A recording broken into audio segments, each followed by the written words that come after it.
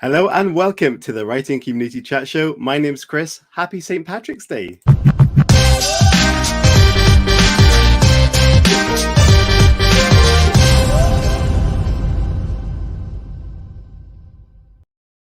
What's up, everybody? It's so fantastic to be back on the show. There was a bonus show this Monday, which is not usually 2 shows in the week. It hasn't been for quite some time, but we had the fantastic Pete Heat, the magician, coming on to celebrate our 2-year birthday. Some of our family members of the community, Anya and Terry, came on that show as guests to be subjected to some magic, and it was absolutely fantastic. So if you haven't seen that, that's definitely worth a viewing, and they very much enjoyed that. And some of the tricks on there I still can't figure out. Some I kind of think I did, but not all of them. So maybe you can figure that out and see just what he did. The Rubik's Cube. Oh, no idea. I got another great guest on tonight's show, and we're going to be very interested to talk about the book that's sat right there. There's a few questions I want to ask. There's a few different covers going on, and there's lots, as you can see, actually, in the top corner there. Blue cover, pink cover. So interesting things going on there. We'll get that guest on very shortly. In a bit of news for the show, a rare copy of James Joyce's Ulysses was found in a charity shop just kind of not too far from here at all. It was bought for £1, but it could fetch up to £800 in auction, which is kind of crazy because it's a rare copy. And it was a special edition, and it was one of 900. It was 766th edition of 900 of them, special editions there. So that's a little warning to you guys. If you've got some old stuff kicking around, you never know what it's worth. So maybe have a look at that. And if you're going into a charity shop, it's a great place to pick up books. Actually, the amount of stuff that gets donated there. Have a look around, because you just don't know what's going to pop up. Hello to you all in the chat there. Linda says hello. It's magic. It was magic indeed. And Anya says 4 weeks till the semester ends, and I'm guessing people are looking forward to holidays this year. I can imagine so. What else have we got?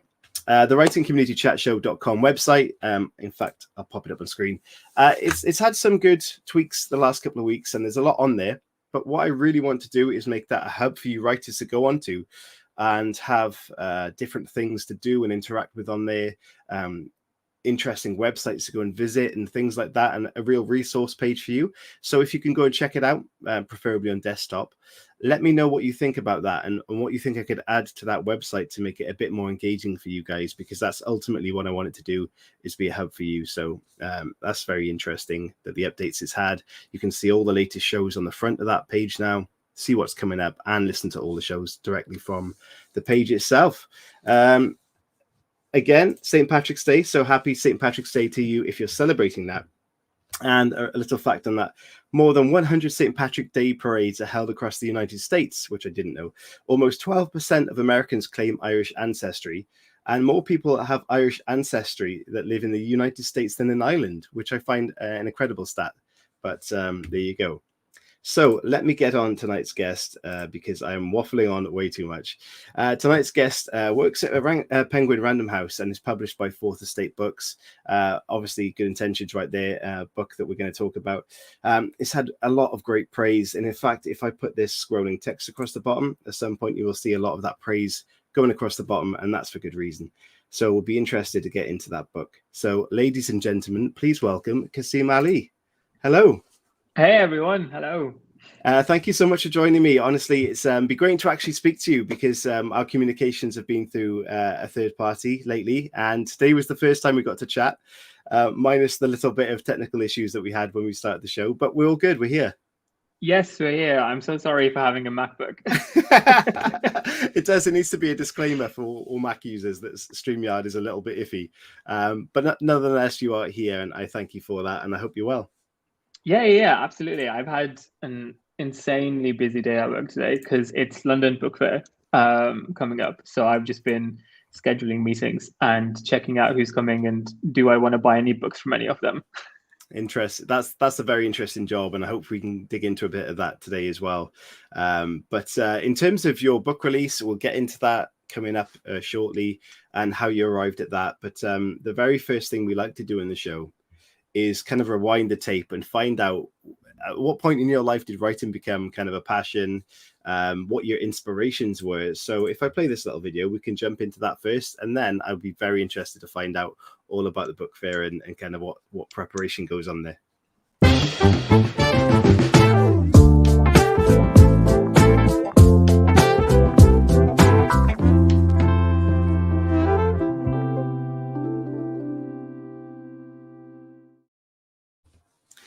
So then, let us know, what were your inspirations and where did writing? When did it become a part of your life? Yeah, of course.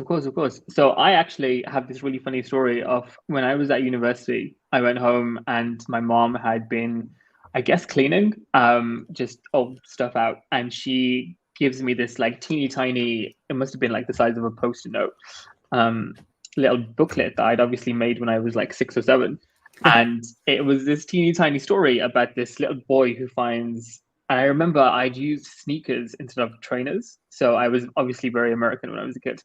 And this little boy finds these sneakers on the road, and when he runs in them, he runs very, very fast. He runs so fast that he turns back time and he stops running at the time of the dinosaurs. Then the dinosaur eats him, and that's how it like ends. So that's a great story. Yeah, maybe as adults, but I don't know about kid me. I think kid me has some things going on. But yeah. I've clearly been writing since I was very, very young, and I never really took it that seriously, if I'm being honest with you. I just sort of did it because it's really fun. Like, it's really fun to just sit and write and think things up. It was only really when I was sort of 17, 18 that I thought, okay, maybe I can take this a bit more seriously. I really like doing it. Let's try writing a book. And since then, I was talking to someone else and I sort of did the math in my head. Since the ages of like 17 to circa 24 and a half, nearly 25, I wrote 22 books. Wow. And Good Intentions is the 22nd. No way. Seriously? What, like fully completed novels? Fully completed. Most of them were around 80 to 100,000. There was one that was 200,000 words long and another one that was like 150. Wow. Yeah, it's kind of insane actually when I think about it. I clearly didn't have anything else going on in my life. Yeah. So what's happened to all those? Are they still in the back of somewhere ready to be used, or are they just discarded old stories of yours? They currently sit on this MacBook that caused me so many issues at the start of this. Okay. At the start of this, it's an interesting thing because a lot of people have asked me, "Will you do anything with them? Will you bring them back out? Will you edit them?" And I just kind of think no, because they were written at a time of my life when I was a completely different person. Yeah. And part of me is also kind of like embarrassed about them because so many of them are like YA fantasies and dystopians. And like when I was writing when I was 17, 18, that was everything I was reading. I don't know if I want to go back and read those again. I mean, possibly some of the concepts might still be in your mind. I'm not sure. And obviously this book is a completely different direction to that fantasy world. So the point of writing all these novels, at what point did you decide that genre switch was going to happen? And was there a reason behind that? Yeah. So I was writing a lot of young adults when I was at university, and it was like fantasy and horror and sci-fi and romance, but just all young adults. Like everyone was super young. The writing was very young because it was all I was reading. It was kind of, so I was at university, I did an English degree, and I was the only sort of non-white person on my degree. And before then, I'd never really considered kind of my race or the color of my skin or anything like that, because I grew up in a community filled with Pakistani Muslims. And so it never occurred to me to think I was any different because I was surrounded by Pakistani Muslims every single day. Then I went to uni and I realized, oh, okay, that's not true everywhere. And then I started feeling, oh, this is a bit weird because everyone is white and we're all reading white authors and my lecturers are all white. So that's kind of when I had this awakening of like, oh, okay, so there's something happening here. So I started seeking out non-white writers in my reading. And what I learned was a lot of non-white writers write very literary books, like, Marlon James, Mohsin Hamid, Zadie Smith, Alif Shafak. They're all writing like very literary books that are about what is it like to exist as that kind of person in this kind of world. And that's kind of where the shift happened, was sort of late university, sort of post-university. I stopped writing a lot of the fantasy stuff and I started writing and thinking more deeply about what is it like to be, a Pakistani Muslim in Britain today. And so that 21, 22 is kind of where this deep shift happened in my reading and my writing, and also in my thinking about myself. So that 200,000 book that I wrote was kind of around that time, and it was this massive, massive South Asian generational epic that traced a family over a certain period of time. And I sent it out to a bunch of agents, and they all rejected it. But the most fascinating thing about those rejections were all of the young adult books just got rejected point blank period. Like, this isn't good, no thank you. But this massive 200,000 word epic got so many emails of feedback where agents were, I liked this bit and I liked this bit, but it was too long, it was too messy, this plotline didn't go anywhere. And that was fascinating to me, because I thought, I think I've made the right choice here in deciding to write about myself. Almost, I've made the right choice because it's resonating with people. And then after that, I wrote 150,000 word books. So I took their message, if it's too long, and I said, all right, I'll chop off a quarter. Yeah. But it's still very, very long. And yeah, that also got a lot of very nice feedback, but it was still kind of along the lines of too long, too messy, too many things happening. And it was what's really fascinating, and I've sort of discovered this in having these interviews in podcasts and stuff. I stopped writing after that 150,000 word book for like 6 months, because I got this really nice, really long editorial letter from an agent, and she really found something in it that she loved, but she just couldn't take it on because there was too much work required. And I don't know if it was the kindness of that email, but something just in me said, no, I can't do this anymore.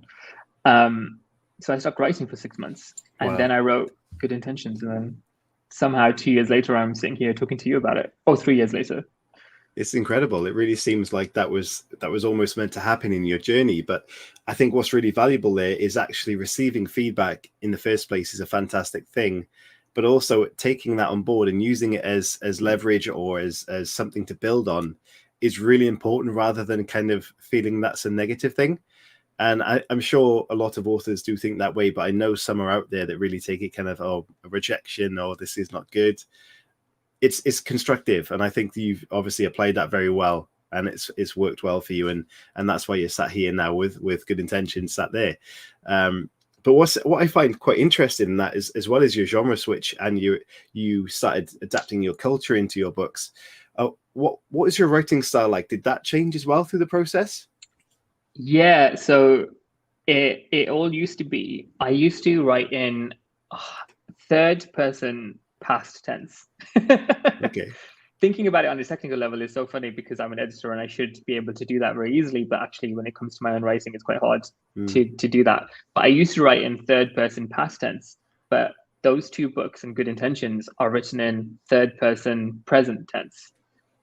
And it sounds like such a small change, and I didn't even realize it until somebody else asked me this question a little while ago, and I thought, oh my God, that's what happened. And that's so fascinating to me, because I love writing in third person present tense now, because there's like an immediacy to it. There's like an intimacy, or at least I find there's an intimacy in things happening as you're reading them, rather than reading about things that have happened. Yeah. And that is the biggest change that has happened in my writing. And it's one that I wasn't even consciously thinking of. I'm sure a therapist might be able to delve deeper into it. I mean, in terms of your writing style, are you a pantser plotter? How does that work for you? Oh, I have the most terrible answer for this, because I think it's the one that nobody likes, but I don't plan anything. I have an idea and then I just start writing. And I sort of treat writing books as if I'm reading them.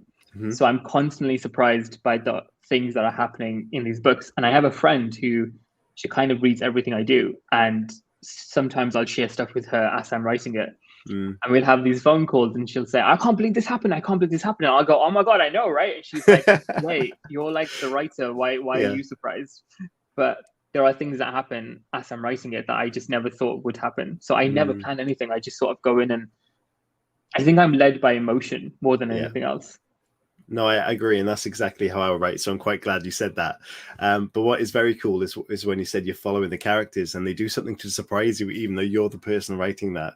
It just does feel like they come to life, and it's a very cool way to do it, I think.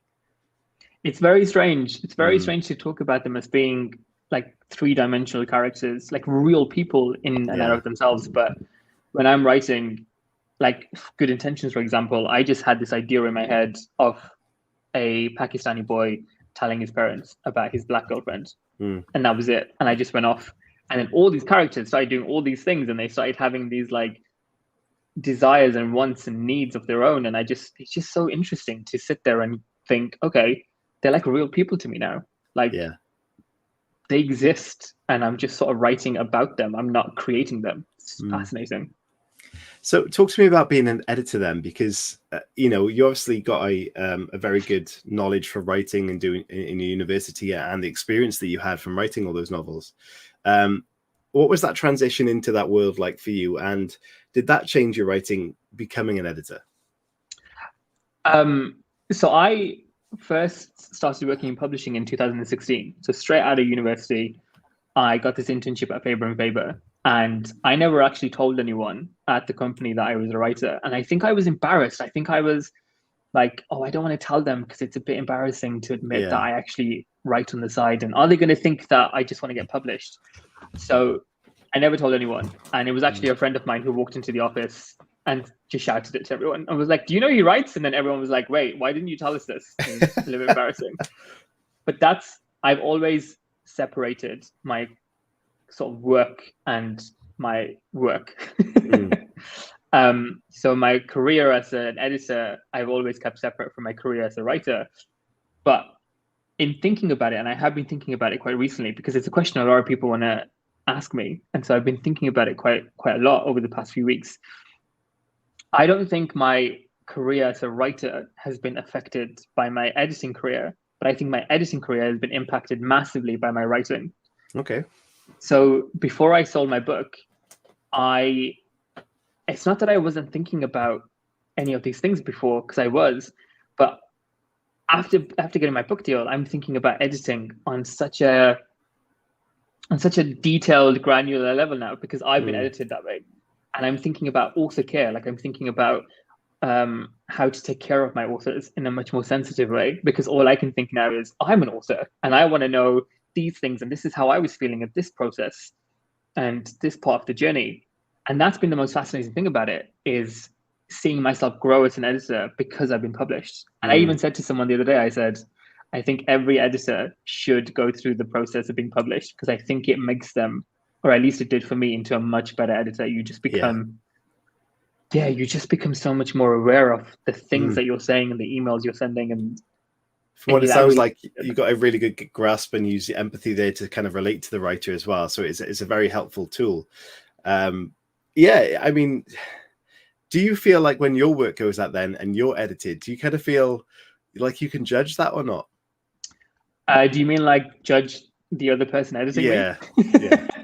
Well, no, because thankfully I'm very junior. So, you know, I've only had 5 years in the publishing industry, and one of those was an internship. So I'm not so senior. But I imagine if it had happened 10 years later, I imagine then I must have been like, oh, no, you're not going to edit me this way, because that's not how I would edit me this way. I'll just do it myself, thanks. Yeah. Don't worry about it. You just hit print.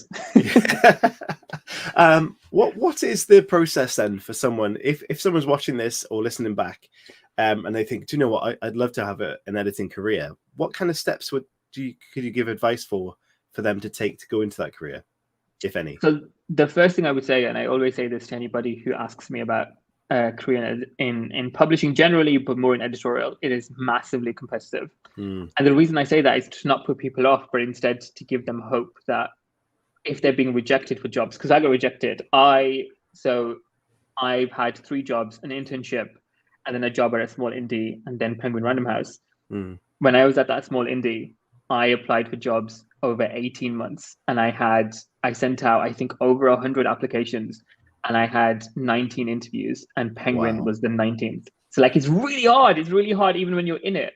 And it's really competitive. I think I read a statistic somewhere the other day that an editorial assistant job at Penguin will get over 1,000 applications. That's like 1,000 people applying for one job. So I say that not to put people off, because I think if you really want to do it, you should absolutely 100% apply. But just to give you hope that like if you're being rejected, it's just a numbers thing. It's like a numbers game. Well, if anything, it proves that both your stories of getting into being a writer and to being an editor are both persistent stories. You know, they're not an instant success story; they're hard work.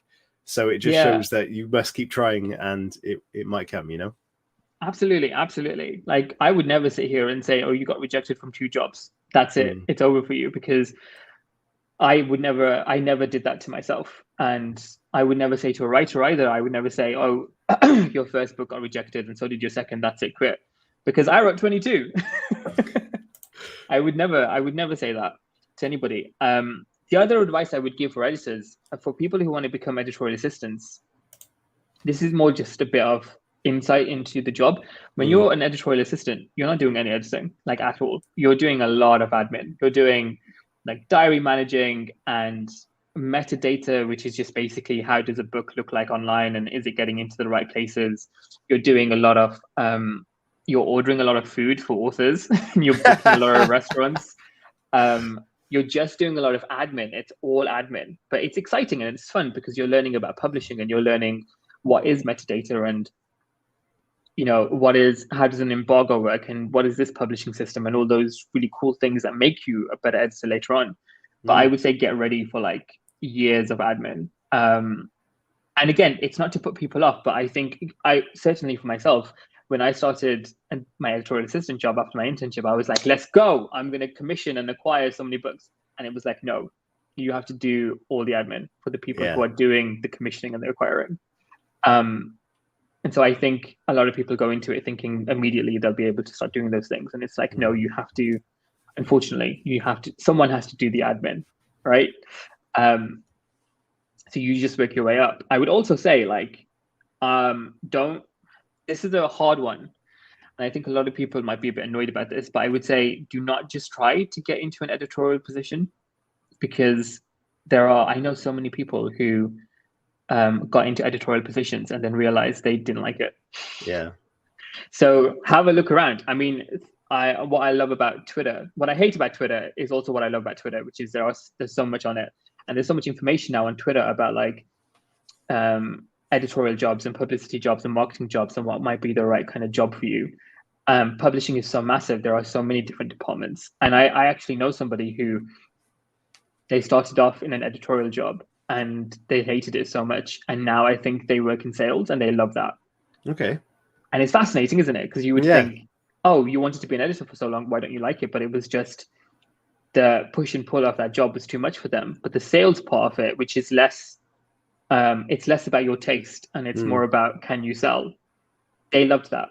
So it's very much about like what suits your skills and what suits you as a person, because being an editor, it's a real tough job because everyone blames you when a book doesn't sell. Yeah. Wow. I mean, to me, I'm not sure about other people that may be watching or listening. To me, the publishing world seems a real secretive kind of thing. Like the insight there was really good. The fact that I think what you're kind of explaining is that people should really go in and kind of, it's like a rite of passage that you go through the lower levels and you learn it from the ground up. And I think that makes complete sense. But there must be some very cool stories that go on in these worlds and cool experiences, especially just ordering authors' foods. There must be a fun story in there somewhere along the lines, you know. There's always going to be something that kind of messes up. Yeah, of course there is. Of course there is. That's why I say it is a really fun job. But you have to, I mean, I don't know how much you or your listeners have seen the kind of talk on publishing lately, but there's a lot of editors who are leaving because of burnout. And there's a lot of people in other departments who are also talking about, you know, they have so much to do. That is absolutely true. There are more books needing to be published, and there are less people doing those publishing jobs. And there's a lot more work for a lot less people.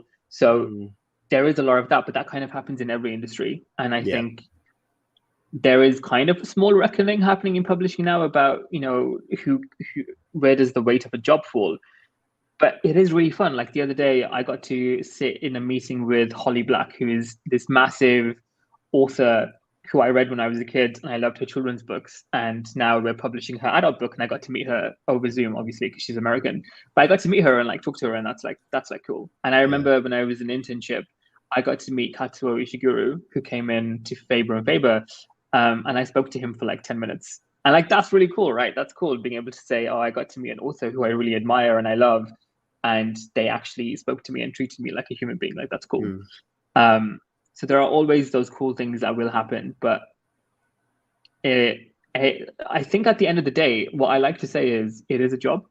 Yeah. And so just like any job, you're going to hate your boss sometimes, and you're going to hate those books, and you're going to be really annoyed about having to go into the office, and you're going to complain and moan, but that's all part of the package.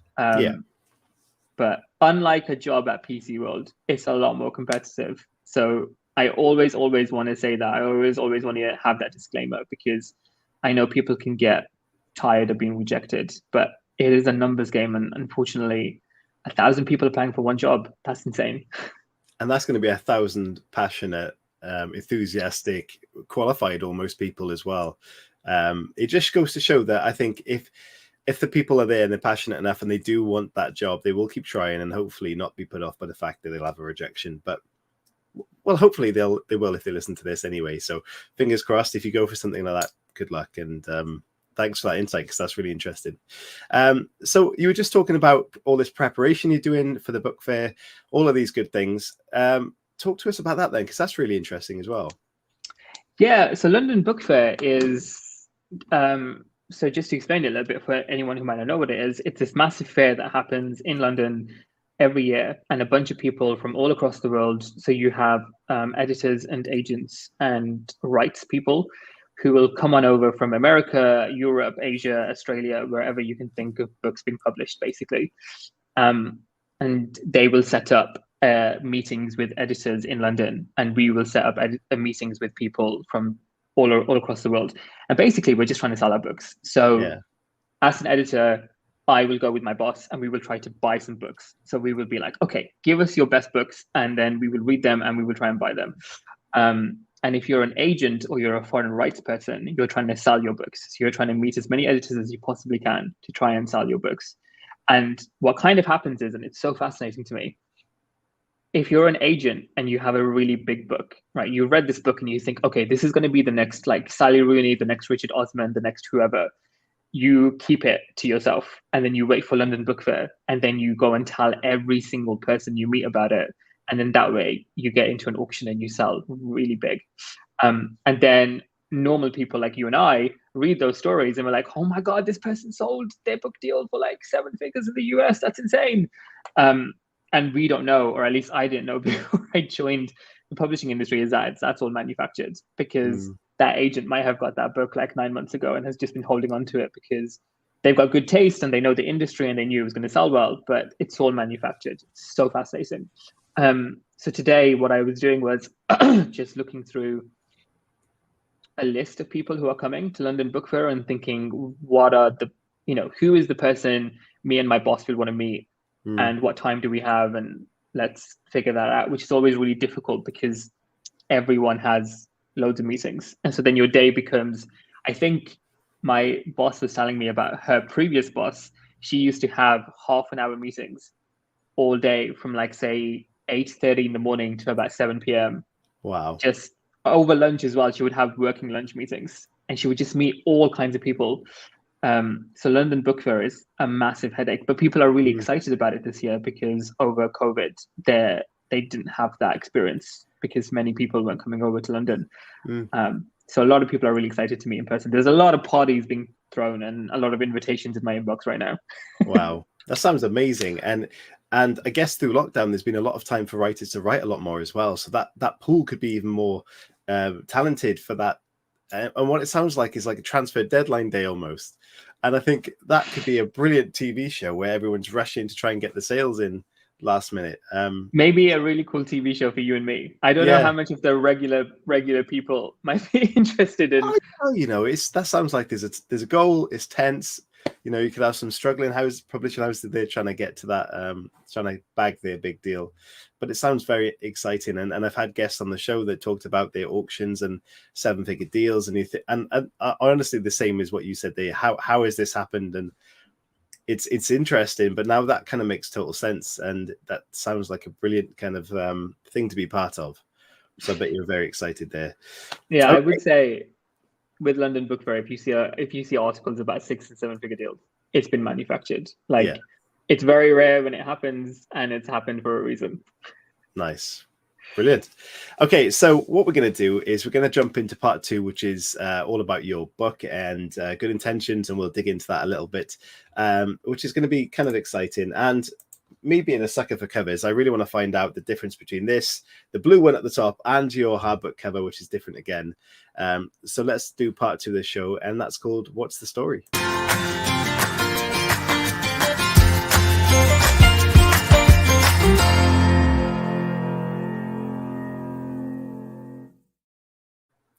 So, Kasim, could you please tell everybody that's watching and listening what Good Intentions is all about, please? Yeah, of course. So I've had enough time to perfect this. This should come across flawlessly. So Good Intentions is about a young Pakistani Muslim boy called Noor who falls in love with a young Sudanese Muslim woman called Yasmina. And they sort of meet at a party one night at university, and it's very cute. It's very cute when they meet.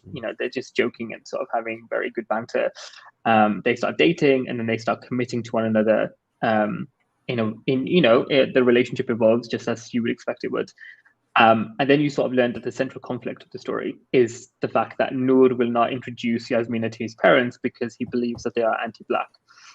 So that's kind of the core conflict of the book, although it does explore a lot of other things like male friendships and the relationship between children and their parents. And what is it like to kind of be a Muslim in today's Britain, I think, but not in like when I say that, I think a lot of people think I'm being very serious about it and talking about sort of an Islamophobic government or anything like that. It's actually more nuanced and smaller. It's more about Noor and his very specific relationship to Islam and how does he fit in that. That's what it's about. What I find really interesting about it, and it's funny saying that as the writer, is that it's told in a kind of messy timeline. I was just about to say messy timeline, but a sort of unstructured, non-linear timeline. So it starts off with actually in the present, Noor is telling his parents about his relationship with Yasmina, and then it goes back in time to sort of trace how they got there. I did see that in a review that mentioned this timeline. And I did like that. And it reminds me of some films I've seen in the past where you get kind of a real crucial scene and then it flashes back. And I do like that style. What kind of made you want to do it that way? Or did that naturally just form? When I was thinking about this book, I had this vision in my head of him telling his parents about his girlfriend. And I thought, okay, let's just start there then. That's the image that's in my head. Let's just start there. Let's just write. Let's see what happens. And I got to the end of that chapter and I thought, do you know what? Actually, I want to see where they came from. Like, that's literally all that happened. I wrote the first chapter and I thought, oh, how did they meet? And then I just wrote it.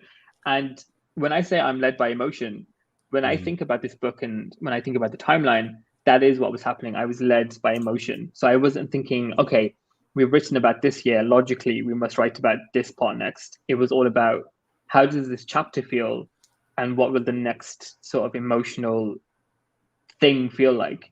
Which is such a hard thing to explain. But I guess I was just going by like vibe only and not thinking about anything else.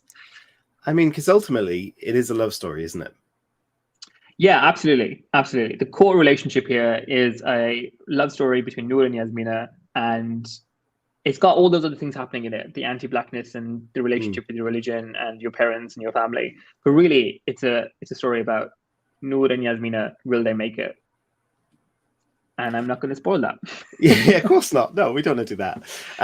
But of course, there are sensitive issues tackled in this book, as you mentioned, about male relationships and cultures being differently perceived and things like that. Did you feel like you had to carefully plan the way you wrote this, or did you feel like, knowing the culture yourself, that it was completely fine to write it the way you did? If that makes sense. Did you feel like you had to adjust the way you wrote it or not? Yeah, So when I wrote this, I had no I wasn't thinking about it being published. And I guess Mm. that's because when you've written 21 books and they've all been rejected, you kind of are like, okay, I'm just doing it now. So I never thought when I was writing it about the sort of implications of this book. But then when, I got my agent and then we sold the book, that was the thing that I was thinking about. And one of the things that was weighing quite heavily on my shoulders was, Western media already portrays Muslims and South Asian Muslims in particular in quite a bad way. So do I want to go into this conversation and start portraying South Asian Muslims as being anti-Black? Like, is that just another thing that people are going to use against us? But I thought actually, and in thinking about that and having a conversation with myself, I sort of realized, but that's what I wanted to do. And the whole point was I wanted to write a love story about an interracial romance where it was a non-white person and a non-white person. And I wanted to talk about anti-Blackness in the South Asian community. So it was weighing heavily on my shoulders, but I sort of thought, actually, I want to stay true to myself. I want to stay true to the person I was when I wrote this book. And what's so fascinating is I had this conversation with a family member when I told my family about the book, and one of them came up to me and was like, so why did you write this book? And I thought he meant like, what was your inspiration? So I'm like going off babbling about like, oh, this thing and this thing and this thing. And he's like, no. And he cuts me off and he says, why did you write a book that portrays us as racist? And I sort of was taken aback by that question because I thought, oh my God, like that's the question I've been thinking, but also, is that what you think? And he kind of refused to engage with me on it. He just kind of was like, you've written this book. I don't think you should have. We have a responsibility to represent our people in a certain way. Okay. And I was kind of stunned by it. And I won't lie, like it made me feel really guilty. And I spent a lot of time thinking about it until I sort of realized that representation can't just be the most positive iteration of the thing that you're representing all the time, because that's just fundamentally, to me, like really boring. Like if I write about a good Muslim who's praying all the time and nothing bad ever happens in his life, like that's just a nice bedtime story for a kid, right? It's not like a interesting story for people to read about. And so I think it is an interesting conversation about what does representation mean, and who gets to represent what. I'm not even sure if I'm answering your question, because you can tell it's like, it's a tricky subject. I mean, ultimately, in any story, regardless of sort of race or gender or whatever the case may be, there are individual cases of people who see things that way. So not writing about them it's not bringing justice to the story, if that makes sense. You're not suggesting that race is that thought process. It's an individual base. The way you answered it, I kind of get the way you're answering it, and it makes complete sense. Have you had any kind of feedback from that from audience from your readers? Yeah, I've seen some people, not directly to me, but some people have talked about, my Muslim characters are they're not necessarily the best Muslims in the world. Like they don't pray all the time, and they, Noor and Yasmina are in a premarital relationship, which in Islam is like a bad thing. It's sinful. So they're not the most perfect Muslims. And I've seen a few conversations on Instagram where people have been posting reviews and then talking about they didn't like the portrayal of these Muslims because they're not Muslim enough. Okay. And I sort of read them and I think, and I'm laughing because I don't know what else to do actually, but I read them and I think, oh, but that's not fair on the Muslims like me, is it? Because actually I exist, and I can only really talk about myself here, but I don't pray 5 times a day, and I don't do a lot of things that a good Muslim, quote unquote, is supposed to do. But I still consider myself a Muslim, and I still believe in God, and I still believe that I'm part of that religion. So why can't people write about people like me?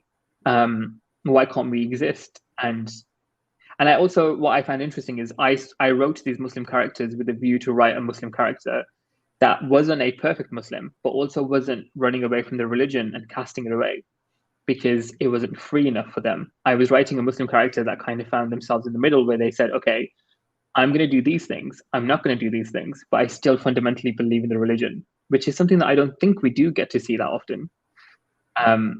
But yeah, I've seen that conversation about the bad Muslim, the good Muslim. And I've also seen conversation about, like, I read one person somewhere saying, not all South Asians are anti-Black. And I sort of thought, okay, but the book isn't saying that. And,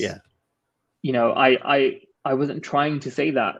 What I was trying to say was it exists and we should talk about it. But actually, the whole book is about how complex the conversation is and how it's not everyone. Definitely. But it's interesting. It's interesting to see those. I mean, it just means that people are engaging with it, which is always good. It does. I mean, the best sign of a good book is the fact that people discuss it. And you clearly have done that. And ultimately, a love story is always something that people gravitate to as well. So you from the reviews I've read, you've made a good balance between the two. And some of the scrolling text across the bottom, the reviews that have been done for this book. You mentioned Sally Rooney earlier, actually, and one of the reviews mentions the style of writing similar to Sally Rooney. Have you seen that? I have, although I should say I use speech marks. So to anyone who doesn't like speech marks, I use them. Okay. Yeah, so I did mention the covers being completely different between the proof I got, the blue cover, and the hardback is very different as well. Do you have a preference to those book covers? So yeah, it's so interesting because I work in publishing, and we do proofs, and we obviously do early copies, and I've always found it so annoying when the early copy is just the same cover as like the hardback, the finished copy. Because I'm like, we're not giving them anything different. And so when my publisher showed me this proof cover, I said, oh my God, this is so cool, because it's instantly recognizable as the finished blue copy, which I have here. It's instantly recognizable with the two characters, but it's also pink, which means it is different. And so it's giving those early readers something that they can covet and say, okay, I have a different version to it. I am a big fan of the pink. I think the pink works like really nicely, and I deeply enjoy that. So I think we might see that as the paperback, but who knows? Who knows? I don't want to promise anything. But I do really like the blue. I think it just looks really nice. I think it gives a cool. I think one of my friends described it as like a cool summer book. Can I show people the hardback cover? Yeah, absolutely. Yeah, let me see if I can do this, because I really like this as well. 1 second. I think that's it there. So that one there, that's the hardback? Oh, so that's the American one. Oh, okay. So this is American version, not hardback version. Yes, sorry, my bad. So the cover in the middle is the American one. The cover in the top right corner is the UK hardback. So those are... Yeah, and this has always blown my mind that in different countries there's different covers. A, do you know the reason behind that? And B, which one do you prefer? You gotta split these now. So the reason behind them being so different is because the US really wanted this like amorphous shape of two people sort of hugging, and they were actually the first people to do the cover. So we sent. I really like this cover. I think it looks so cool. And I sent it over to the UK and I said, what do you think? Would you do something similar?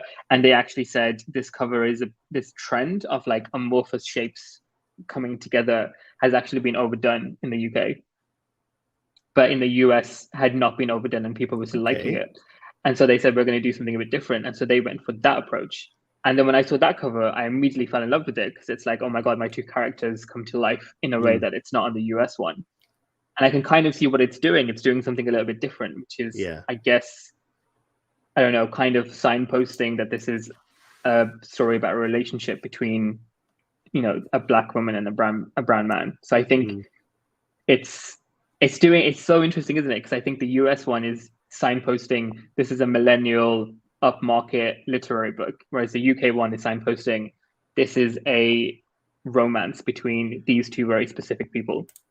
It does. I mean, if I put that back up there, it does make you feel, looking at the cover, it's a different story almost.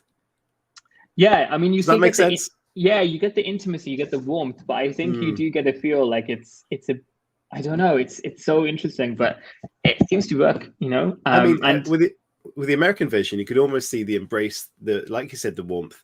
With the British version, it's almost they're turning away from each other. Yeah, isn't that interesting? I love that because it's when I saw that, I was like, they look a little bit sad and they look like they're about to walk away from each other, which is so interesting because then you read it and you're like, oh my God, are they going to actually or are they not? Linda in the chat says, I like the UK version better, just my opinion. And Anya says the same as well. So two fans. 2 fans from America preferring the British version. Oh, that's so fascinating. Yeah, that is fascinating. So I guess where was I going with this now? I've just lost my train of thought there.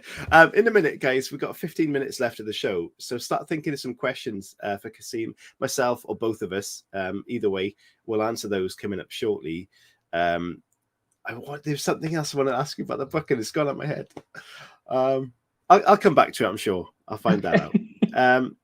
Yeah. I'm gonna have to come back to it. Okay, what we do is move on to the third part of the show, which is community question time. Guys, if you have questions, please start sending them in, and I'll start with our staple questions from the show, of course. So here's part 3.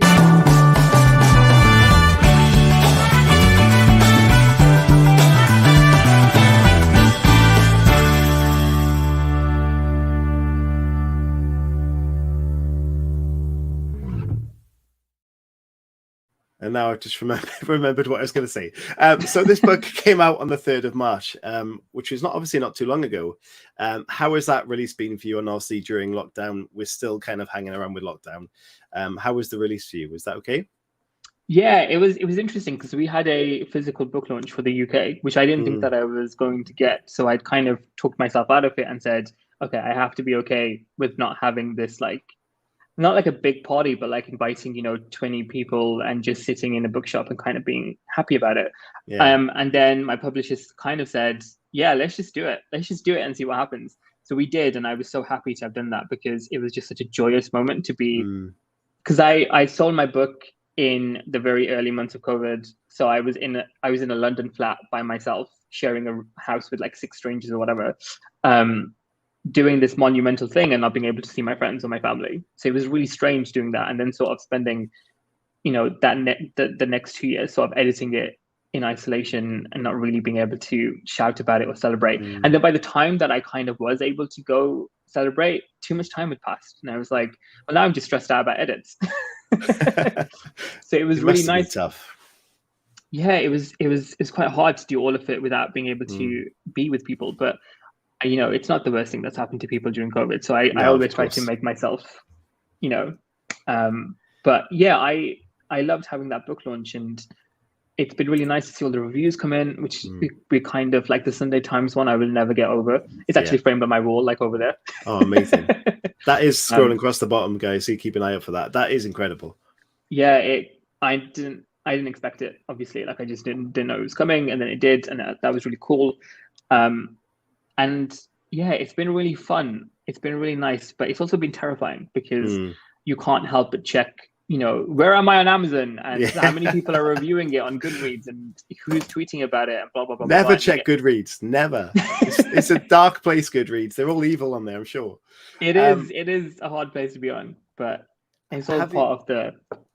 It is. Have you, when you had that Sunday Times review or comments about your books, did you remember finding out? Is there a memory there, or is it kind of an email? How did you find out about that? Oh, I can absolutely tell you what happened. So I'd gone up to Newcastle. My best friend lives in Newcastle, and I'd lived there with her for 9 months actually in 2021, just to get out of London for a bit. And so I'd moved back to London. I went back up there just in February to kind of, I don't know, just hang out and kind of get away from the rush of London again. And I was sleeping, we were sharing the same bed, which is never great for me because she's very much a bed hogger, if you will. So I spent the whole night awake. And I remember waking up at sort of like 8 o'clock in the morning. And obviously I have a Google alert on my phone for my own name. Didn't know you could do that. Yeah, you can set it up for anything. It's terrible. Don't tell my publicist. I told her I deleted it. And so I'm lying there and I sort of blurrily check my phone, and there's like an email from Google Alerts, and I open it and it says Kasim Ali, Sunday Times, and I let out the biggest gasp. And her dog woke up, and she woke up, and she was like, what's happening? And I was like, I'm in the Sunday Times. And then we both just started screaming like at 8 o'clock in the morning. And I hadn't even read it, and then I read it and I was like, oh my god, even better, it's a good review. That's incredible. And then we ran out to Asda to go get a copy. And yeah, it's such an exciting time. Like we both couldn't believe what had happened, and I was really glad to have been there with her, because I was like, this is such a monumental moment, and I'm so glad to have shared it with you. Yeah, and then we bought a frame. We bought a frame, and we bought the Sunday Times, and we cut it out and we glued it in. That same day?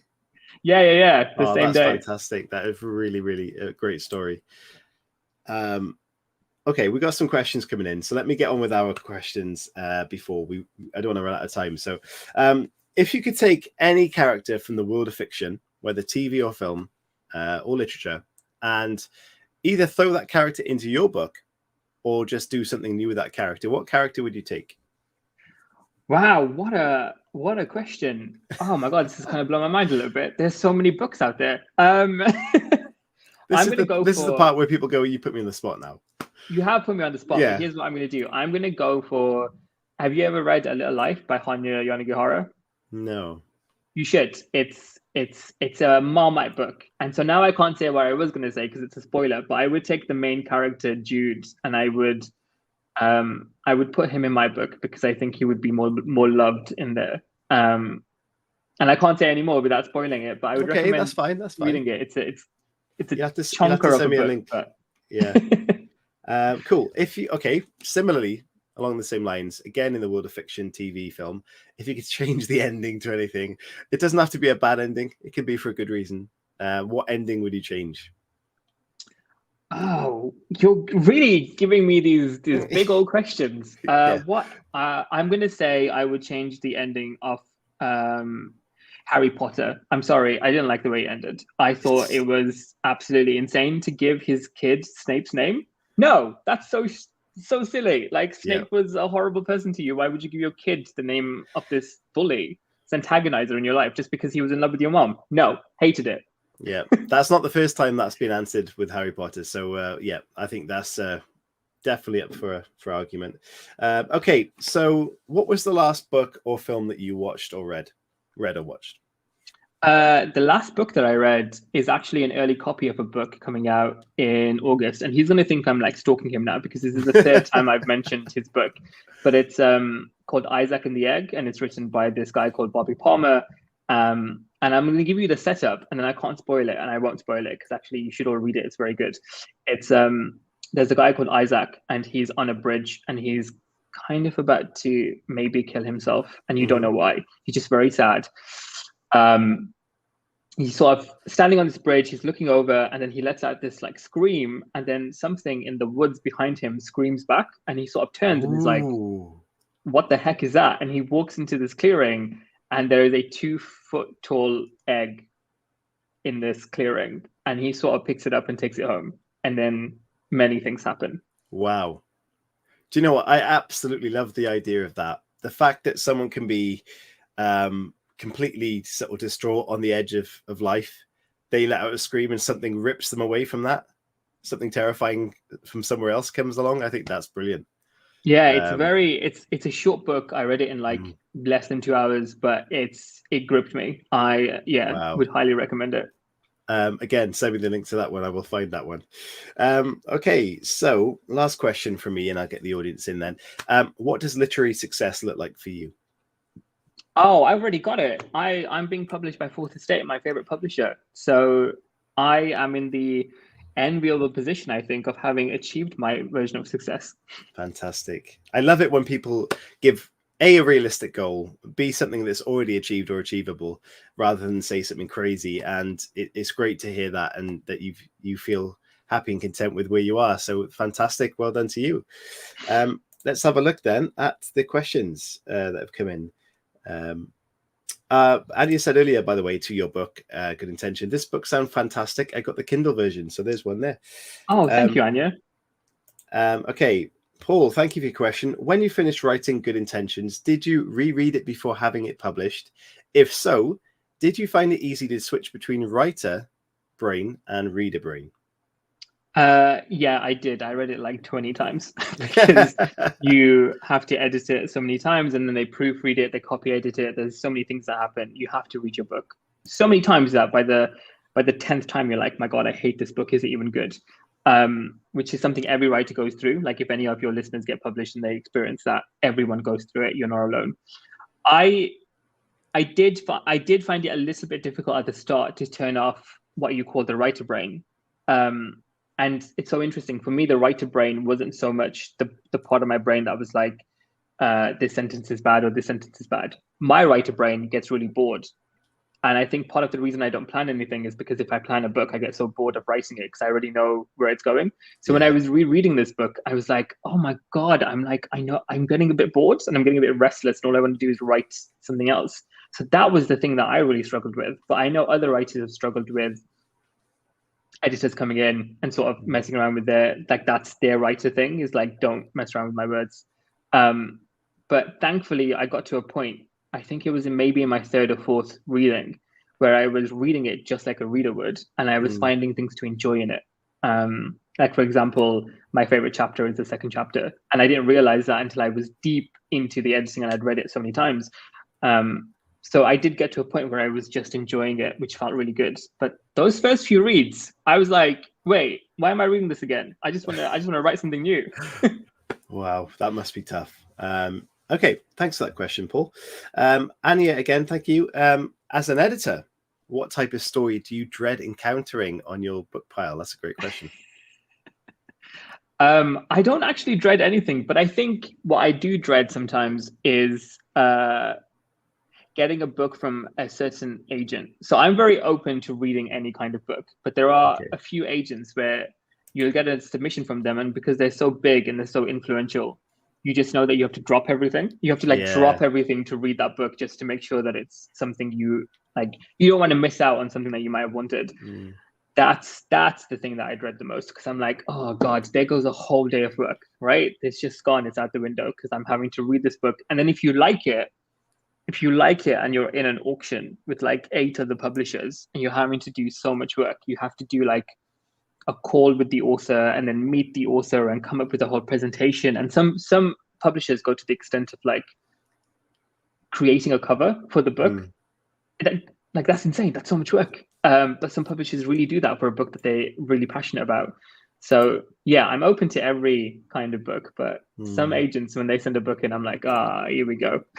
I mean, it just adds massive amounts to your workload as well. So it's got to be, as you mentioned, people suffering burnout and all this extra pressure. It must be a really kind of fast-paced industry. So, wow, I think you're doing people in that job are doing a great job. A question from Linda: if you had a magic box where you can pull anything out from it, what would you pull out? If I had a magic box and I could pull anything out, oh my God, I think I would pull out like endless money so that I could just give it to everyone. Linda, honestly, I think I'd pull out endless money and just give it to everybody. That's what I would do. I don't know if that solves capitalism actually, but it might make people's lives easier in the short term. Yeah, I'm not sure I haven't got an answer for that one. I'll come back maybe. And let's have a little look then. Kevin, hello to you. He says, I'm definitely going through that with my third book. I know the feeling. I'm guessing reading through it. There you go. Last question then from Paul. Again, thank you, Paul. But both of you, who are your favorite authors? You know what? I'm going to make you go first so I can think about it.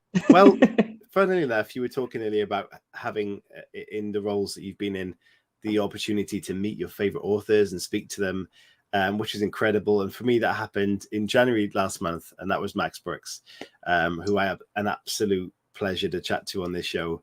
World War Z, one of my favorite books of all time. Chatting to him about that, hands down, brilliant. Do you want to hear something absolutely insane? Go on. I publish him. No, you don't. Yeah, I do. Are you serious? Yeah, I work with him. He published his book Devolution in 2020. Yeah. Wow. Mind blown. Yeah, honestly, fantastic having him on the show, and Devolution as well. I listened to that on the audiobook, and fantastic. So yeah, incredible. What an answer. That's kind of made my day actually. Like, I could tell that's you made my day. I love that. My favorite author, and by favorite I kind of mean the author who I've read all their books and I've never actually read a bad book from them, is Mohsen Hamid. So I first read The Reluctant Fundamentalist and I really loved that book, but then I went back to his other books, Moth, Smoke and How to Get Filthy Rich in Rising Asia. I think it's got a very long title. And they're both incredible. And he just writes about, so he's a Pakistani writer, and he writes about Pakistan in a way that I've never encountered before. And so obviously it means a lot to me as a Pakistani person myself. But his writing is just so beautiful, and it's so smart and funny, and there are twists in it that you never see coming. And then he wrote this incredible nonfiction collection called Discontent and Its Civilizations, I think, which is such a brilliant title. And it's this book about sort of over his life as a writer, sort of like over the last 15 or 20 years, I think, he's been writing essays about Pakistan and Pakistan's relationship with the world. And he sort of collected them. And they're just fascinating to read. They're just like about geopolitics and money and political corruption and all that kind of juicy stuff. Like, he's just a phenomenal writer. And he's got a book coming out in August of this year, I think, called The Last White Man, which the title alone has got me. It's got me. It's very intriguing, isn't it? It straight away hooks you with the title. Oh, incredible. Thank you for those questions, guys. There were some really good questions in there. Appreciate those. So thank you so much, Kasim, for coming on the show. It's been an absolute blast. Guys, please go and buy Good Intentions now. It's out now. It came out in March. Are all the versions out now? Yes. So America followed on March 8th. Fantastic. So go and get it now. Incredible. Sat there. I still haven't got around to it, but I will get around to this. And that book you said with the screaming in the woods, send that to me. I'm going to read that. I'll send you a tweet. Yeah. Definitely. So from me, thank you, Kasim. Anything else from you? No, just God, thank you for talking to me. I will always, no, genuinely, I will always be like so grateful that people want to spend their time listening to me. No it just means a lot. At all. You're an absolute brilliant guest, and thank you for coming on. Everyone else, please stay safe, and I will see you next week. Look after yourselves. Bye.